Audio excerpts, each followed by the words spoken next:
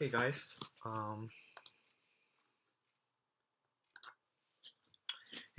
this is EE542 Den Group. This is the second part of our demo for the final project.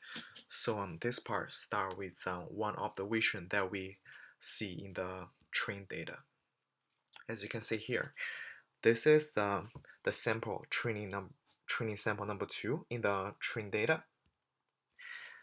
So we notice that for this training sample 2, its proteomic data is mislabeled as it should be his his proteomic data comes from sample number 80, right?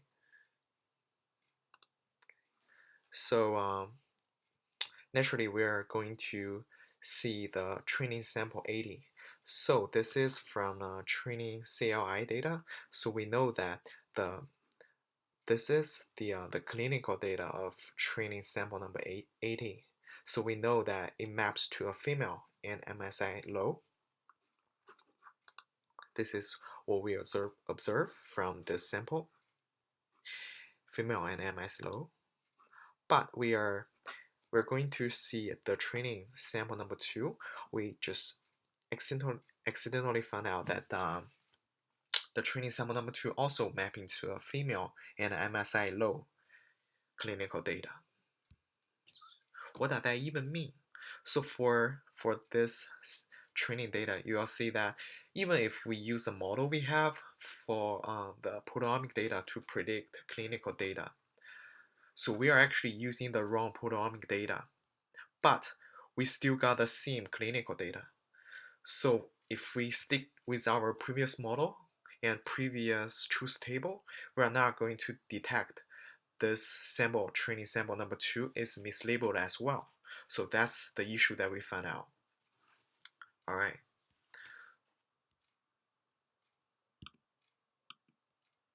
So in order to do that, what should we do?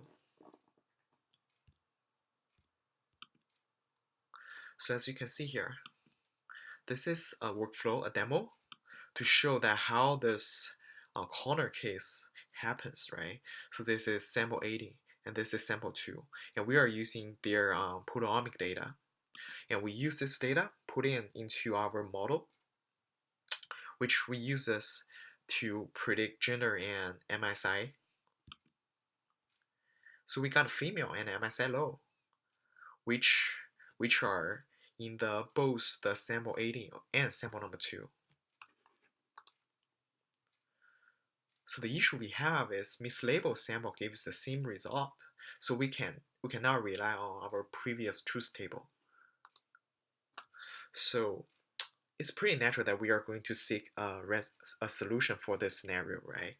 So so the thing that jumping in our mind is we are going to build a model that could identify if observations, samples, RNA sequences data, and proteomic data, they are related. Why we are trying to find out if they are related? That's a good question, right? So the answer is, one is RNA, the other one is proteomic. If you open the data, you will find out there are many shared common features. I mean, they have the same name, but the value is different. But since they are sharing the same name, and they are like intrinsically related to each other because the proteomic is determined by its DNA and RNA as well, right? So the DNA generate the RNA, and the RNA will determine the proteomic feature, the behavior, right? So they are actually related in a natural sense, right? That's why we choose to build a model between those two. So before we actually build a model, there are a lot of data right here. As you can see, let's go to our notebook right here. Right? As you can see here, this is our training data, CLI. This is our training RNA. This is our training proteomic. Let's just see their info. Right, so we have over 4,000 columns, right? How about RNA? We have, oh my god, we have more than 70,000 columns. So we are not going to combine them and use them together. It's going to be 20,000 features. We cannot handle that. And right, if you do ahead here, you'll find out there are, let's see, for training sample number 1, we have A1BG as 0.8. Right, we have the same feature with different value, right? That's also one of the issue we have to fix before we concatenate those two and build a model.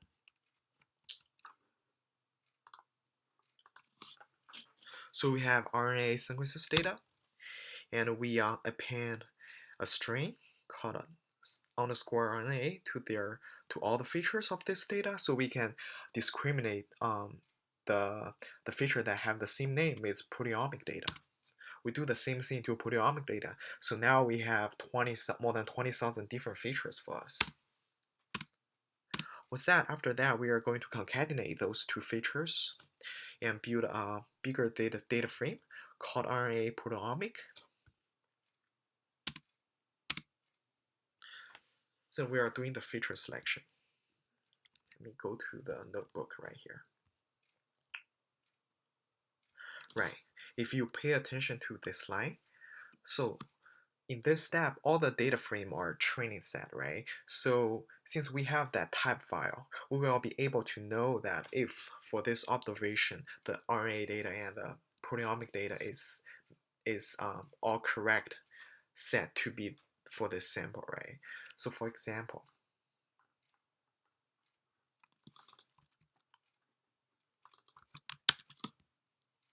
right here, if we see, okay, for the training sample number 1, the RNA synthesis and the proteomic data are all 1, so we know they are match, right? But for the sample number 2, we're not, okay, they are not match. So that's how we create a new label. So this new label, the name of this new label is called RNA PRO match. So this label will be used to identify if this for this observation, the RNA data and the proteomic data are matched to each other. Let's go back to the slides. Right, so after we finish the feature selection here, as you can see here, right, so we correct the so we build a phenol one, so we concatenate them together, and right, as you can see here, we do a feature selection of them to get the best 30 features. So in order to build a model for it, so we did a lot of experiment. So the result is we are going to use a KN model.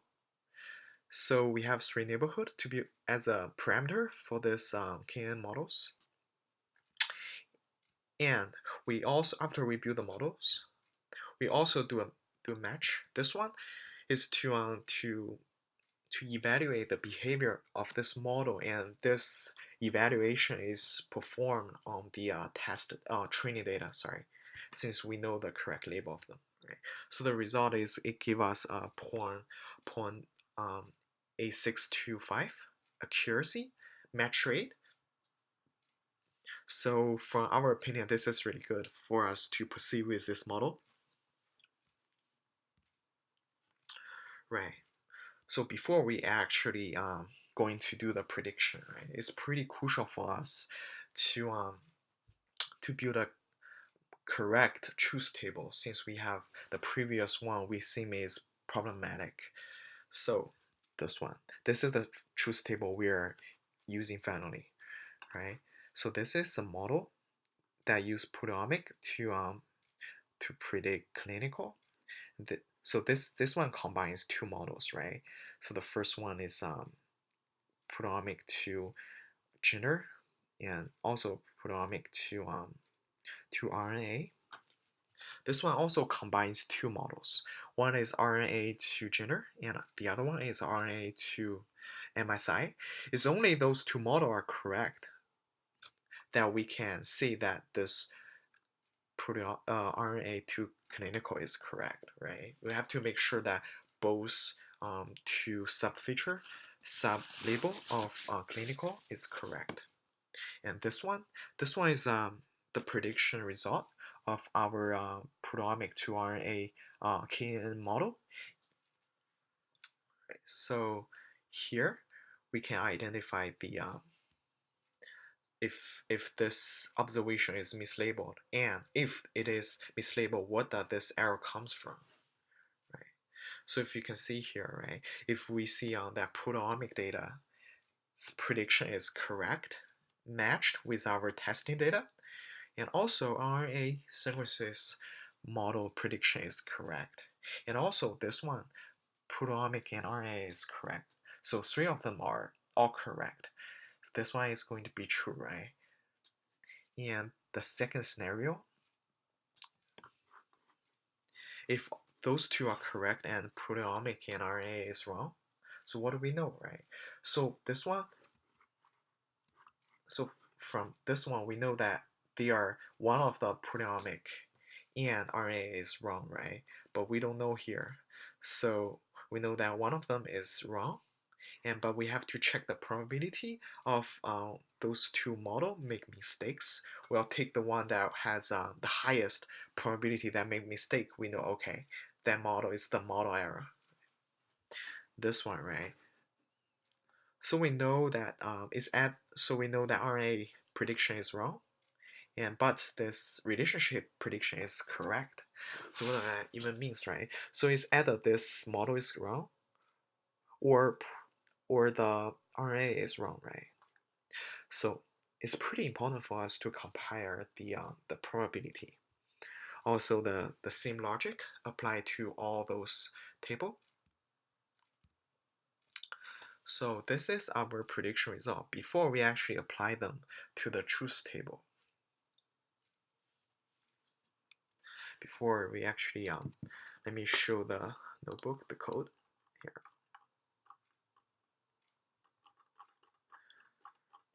Here, okay. So at the end of this print, this result, we all have 4 lines of numbers. What does that even mean? Those means the match rate of our predicted labels and also the original labels in the test data, right? So for example, let's talk about the first line here. The first line means the match rate between the result of proteomic to predict gender model and the original gender labels in the testing data, right? So what does that even mean for this sample? For this, so it means like if I say the result here, sorry, is 4625. This one is our match rate. So it means like only 46% of our prediction matches with original labels. So the same logic applied to other three, right? This one is RNA to predict gender. This one is proteomic to predict MSI. This one is RNA to predict MSI. Those two to predict MSI is pretty high. So let's go back to the slides. Let's analyze those data. This is the metric we have right now. As you can see here, right? So the proteomic data is those two are the models that are trying to predict the genders, right? Those two, the bottom two, are the models that are trying to predict MSI data. So you can see here, their metric is really high. The metric is a rate prediction seen test data. Okay, so this is our analyze here, just based on the result we got.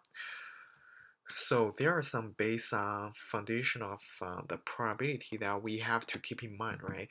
So according to the FDA, below 15% of the samples are mislabeled, right? And only one of the 3 data sources could be mislabeled, right? So if we consider those 3 data source, clinical, and proteomic and RNA, they have the equal probability to be mislabeled. So every one of them share like 5% of the probability that to be mislabeled, right? So the models also have a accuracy and they have a probability to predict wrong. So considering what we know about the probability here, we can conclude that for our result, the MSI prediction models perform really good. Meanwhile, the general prediction models needs to improve. So this is, let me go to, this is a result that match to the truth table. Right, let me go to the slides right here. Okay, right here. This is the logic that we are mapping 0, 1, and also the truth table to get the final result, the error source and the mislabel flag. As you can see, this is the result we have. So the reason why, as you can see here,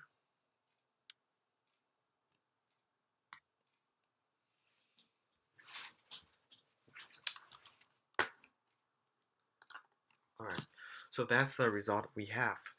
So as we see in the report, so we think our MSI prediction model performed really good, but the general prediction model is not so good as MSI table, MSI model. So the gender prediction models, those two are our bottleneck right now to get a better performance. So this is to point the two places that we can have improvement out of it. So the first one is preprocessing method.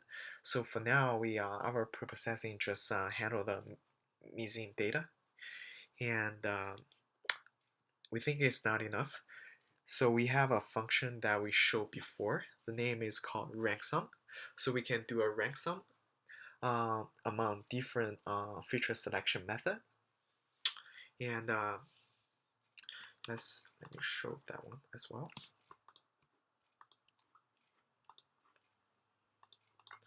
So this is a notebook that we did for feature selection to explore different feature selection methods, right? So we have a rank sort. So we can give a feature list, a list of feature selection result. So for example, the first element is a list getting from univariable feature selection with K2 model, or we have different results, and we rank different features based on their rank in their own result, and we got the best one that had the highest rank.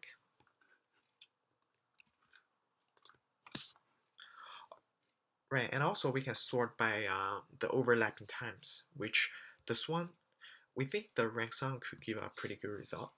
And the next one is feature selection methods, right? So we did a lot of experiment, and for the final result, we are just stick to the most basic one. We're just calling the univariable feature selection method, and we are just assign a number of features that we want, but there are a lot of different result and combinations, right? So we can either using feature selection methods, right, like univariable feature selection, and recursively